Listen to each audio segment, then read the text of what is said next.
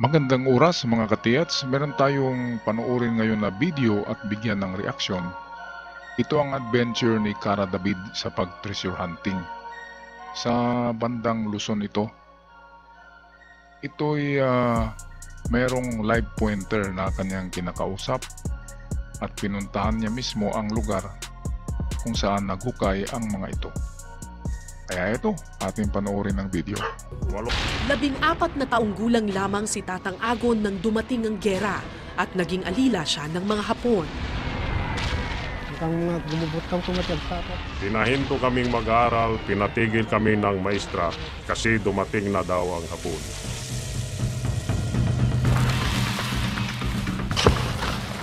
Nabaybayan na mapandagkalig di bang bantay ko ikuan, kuya ba dahil? Naghukay sila sa bundok ng mga kuweba nila. Noong nakahanda na ang mga kuweba, nagutos ang mga Hapon. Nagpapahilat daw sila ng kagamitan.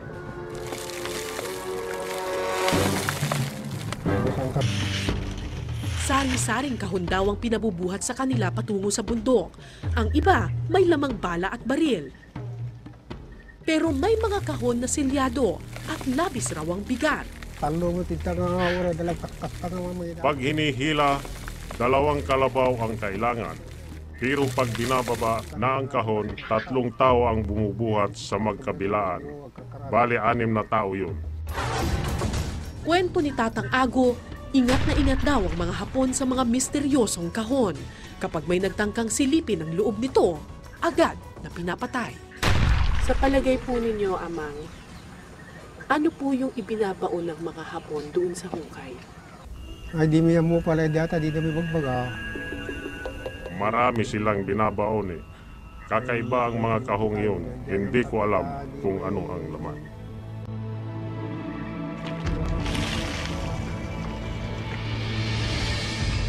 So ito ang assumption ng mga nakakita. At ito ang assumption ng ating live pointer ng matanda na baka ginto nga ang laman ng mga kahon kasi napakabigat at bawal ipasilip ito. Kaya ito ang kanilang hinahanap at hinuhukay sa ngayon sa lugar na ito. Ito'y parte daw ng Gonzaga. At ako ay meron din akong mga mapa sa ganitong lugar sa Gonzaga. Kaya totoo ngang merong nakabaong Yamashita treasures sa lugar na ito. Balik tayo sa video. May mga nagsabing ginto raw ang laman ng mga ito. Mula noon, kabi-kabila na ang treasure hunting sa bayan ng Lalo sa Cagayan. Makalipas ang mahigit 50 taon, hindi pa rin maibaon sa hukay ang kwento ng mga umano'y ginto ng mga Hapon. Sinamahan kami ni Tatang Ago sa bundok kung saan umano ibinaon ang mga misteryosong kahon.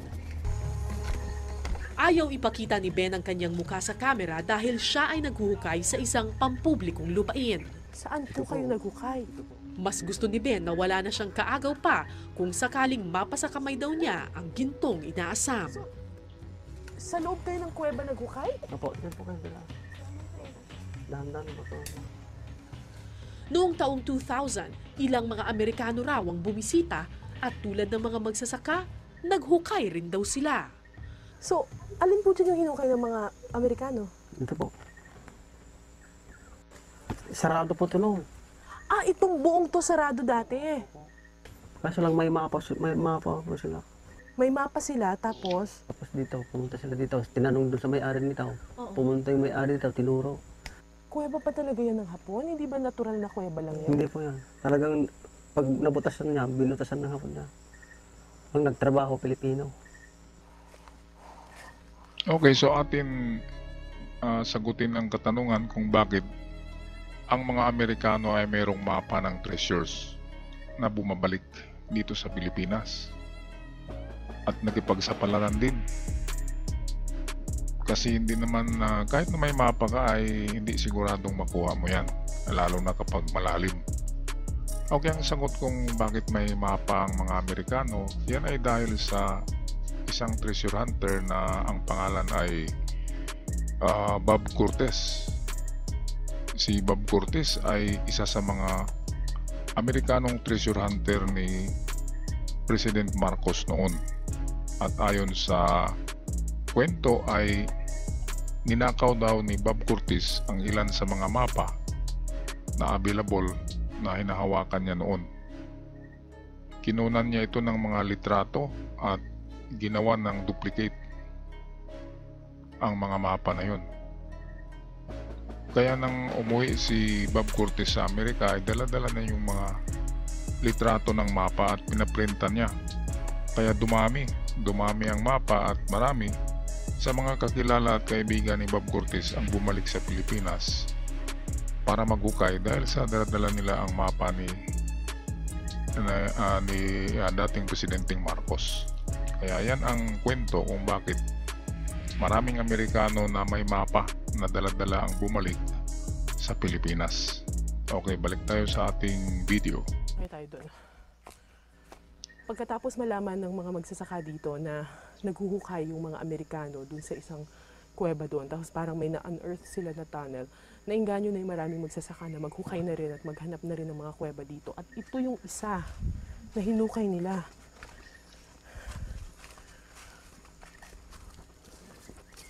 Ay, ang lalim. Pero tinigil na. Opo. Bakit po tinigil? Kasi wala nang makain. 3 buwan hinukay? Opo. Matigas kasi. Ang laki siguro ng nagastos ng mga magsasaka. Siyempre naman. Mga magkano po nagastos nila kaya dyan? Ang ano ko, mahigit 20. Ang mga Japanese treasure maps kasi, pirming may punong nakaguhit. Malaki yan, kaso tinanabunan naman. Sa gitna ng mga ugat, may butas akong naaninag. Parang may kwarto sa loob. Pero hindi mo lang natin masyado makita kasi tinubuan na ng ugat ng puno. Tabi-tabi po. Masikip lang kasi natabunan na ng mga ugat ng balete tree. May tunnel nga.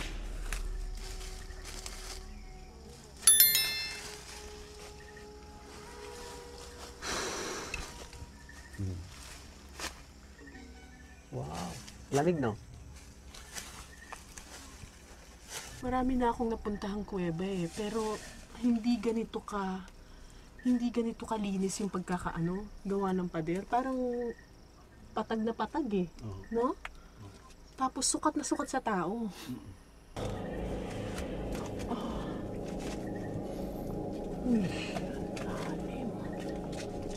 Taong 2000 nang matuklasan ng mga magsasaka ng Lalo, Cagayan ang tunnel na ito.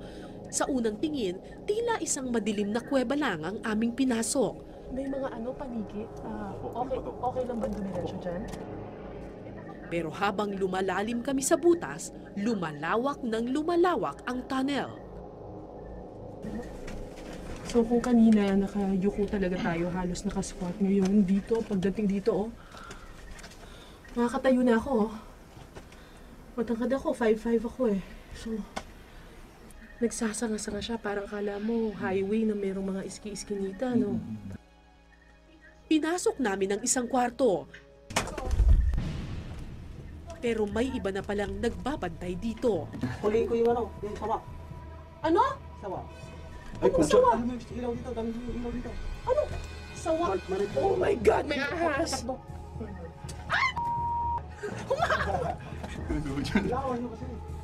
Sundan natin ngayon. Sa dulo ng tunnel, may naaninag akong liwanag. Saan kaya ito patungo? Okay, so bilib din ako dito kay Miss Cara David. Mahilig to sa adventure At sa pagkakataon na ito, talagang totoong Japanese treasure tunnel ang napasok. O di kaya ito'y war tunnel na pwedeng nilagyan din ng nakatagong kayamanan.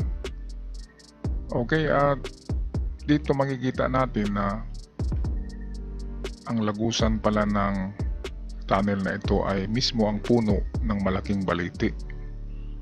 Kaya nga sa mga mapa ng treasure maps, palaging merong nakaguhit o nakadibuho na mga big trees or mga malalaking kahoy. Kasi yan talaga ang kanilang mga palatandaan at hindi lang marker talaga. Katulad dito, ang entrance pala ay nasa puno lamang sa malaking ugat at masikip, pero pagdating sa loob ay kasyang-kasya ang tao. At malalaman nyo na Japanese tunnel kasi yung ceiling, yung ibabaw ay nakaarko ang disenyo. At ang Hapon ay hindi gumagamit ng timbers, tanging lupa at natural na marunong kasi ang Hapon sa pagtingin sa lupa kung ito'y nagbabar down na klaseng lupa o matigas na lupa, matibay, para doon sila magtatanil. Kaya ito, ilang taon nang nakalipas, di ba, mga 60 na o 70 years, ay tunnel pa rin siya tingnan at hindi bumagsak yung mga lupa. Kasi magaling nga ang Hapon gumawa ng mga tunnel. At kahit sa ang Japanese tunnel ay hindi talaga sila gumagamit ng mga timber. Natural lang na lupa at medyo matitigas na klaseng lupa o malalim na mga tunnel na mayroon ng mga halong bato para ito'y matibay. Okay, patuloy tayo sa ating video.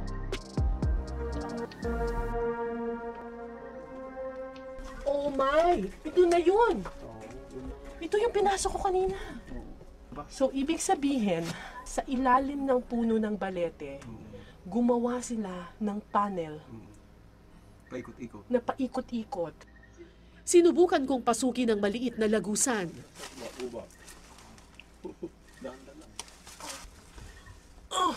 Oh my God, ito na yung exit. Ito na yung labasan ng kuweba.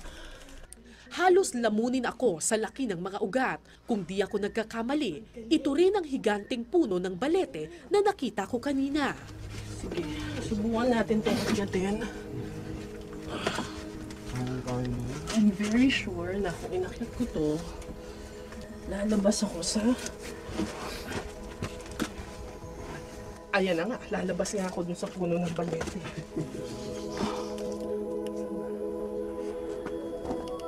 So, ito, napakagandang adventure to ni Miss Cara David kasi ay ganda ng napasukan niya na na Japanese war tunnel. At hindi lang yan, di ba? Kompleto si Ricardos. Merong baliti tree, merong entrance, undernet, under the baliti tree, tunnel, under the tree.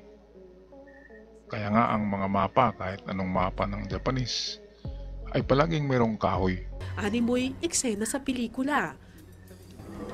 May poison gas nga ba talaga noong mga panahong iyon? Masangsang ang amoy sa ilalim ng lupa. Ayon kay Kaaris, naka-jackpot daw sila dito kamakailan. Akala ko ginto ang ibig niyang sabihin, pero isang makinis na bato ang ipinakita niya sa akin. Ay, ang bigat. Yan. Ito, rectangle siya. Ayan. Itong rectangle na ito, ibig sabihin, pagka dyan sa treasure hole, Oo. ay may nakatagong kayamanan dyan sa ilalim. Nasa ilalim niya. Bato yan na ginawa ng tao na palatandaan. Na ibig sabihin, pagka naabot mo yung ganyang, may nakakita ka ng mga ganyang palatandang ganyan, may mahalagang bagay na nasa ilalim. Okay, so ayan, ating balikan tong kanyang nakuhang rectangular rock. Yan, Okay, so pwedeng marker nga yan. Pero para mapatunayan na marker yan ay dapat makita ang kasama niyan. Sunod-sunod kasi yan. Kapag may ganyan ay sunod-sunod ang makuha niyong mga bato na may hugis sa inyong hukay. Ako noon ay may ganyan akong nahukay. Ang una ay dalawang bilog na bato, mabilog talaga, parang itlog. At yung sumunod ay yung hugis gold bar na mga bato. Kaya yun nga ang gusto kong balikan at hukayin sana, pero hindi napapayag yung may-ari. Kaya dito kinakatiits tong hawak ni Cara David ay pwedeng man-made yan. Pero hanapin ang kasama niyan. Merong kasama yan. Hindi pwedeng mag-iisang marker na bato ng Hapon. Kasi malilito din sila kung isa lang. Kasi marami diyan di ba? Ngayon, ang mga hugis na kanilang nilalagay para may iba talaga sa nature ay pwedeng pyramid shape, pwedeng bilog na parang itlog na malalaki, and then square o rectangular na kagaya nito. So yun yung karamihan ng mga hugis ng bato na kanilang iniwan para malaman na sa baba noon ay naroon nga ang nakabaon na kayamanan. Okay, so ito, believe din ako sa fighting spirits. Yan lang talagang dapat meron ang treasure hunter, yung fighting spirit na sinasabi. Kasi kung walang fighting spirit ay malamang susuko ka agad. At kung kayo'y susuko ay hindi kayo magwawagi. Ang umaayaw ay hindi magwawagi. Ang sumusuko hindi magwawagi. Okay, so tapusin natin ang video. Courtesy ni Miss Cara David. Nasa ilalim niya. Bato yan na ginawa ng tao na palatandaan. Na ibig sabihin, pagka naabot mo yung ganyang, may nakakita ka ng mga ganyang palatandaan ganyan, may mahalagang bagay na nasa ilalim niya. Hindi ko alam kung paniniwalaan ko si Ka-Aris nung mga panahong iyon. Marahil dahil hindi ako treasure hunter, sa aking mga mata, simpleng bato lang ang mga ito. Ang sa akin kako, di bali kami pagtawanan at saka hindi naman kami nang hihingi ng anuman tulong sa kanila. Kundi sarili lang namin yung aming inaabala at saka ibig sabihin wala silang pakialam sa buhay namin. Okay, so totoo yan yung sinabi ni Ka-Aris na hindi naman sila nanghingi, di ba? Tapos pinagtawanan sila, ganyan talaga sa treasure hunting, pagtawanan ka talaga. Kasi akala ng marami ay wala talagang treasures. Pero kapag mayroong makuha, di ba? Ay yung iba dahil sa paglalaway ay ninanakaw, niluluuban yung nakakuha, di ba? Robbery ang gagawin at aagawin ng sapilitan. Pero nung nagukay pa tong mga taong to ay pinagtawanan. Pero kapag nakakuha na, tulo laway at mag-iisip na nadudugasin yung nakuha, di ba? Yan ang katotohanan diyan. Kapag ginto ay wag nyo talagang ipagsabi na kayo'y nakakuha dahil talagang aagawin yan sa inyo ng kahit sino. Kasi ginto yan. At ang ginto ay masakit sa mata, makapagpatulo ng laway, at minsan ng mga gintong yan ay magiging sanhi ng away. Okay, so ako'y magpaalam na. Maraming salamat mga idiots.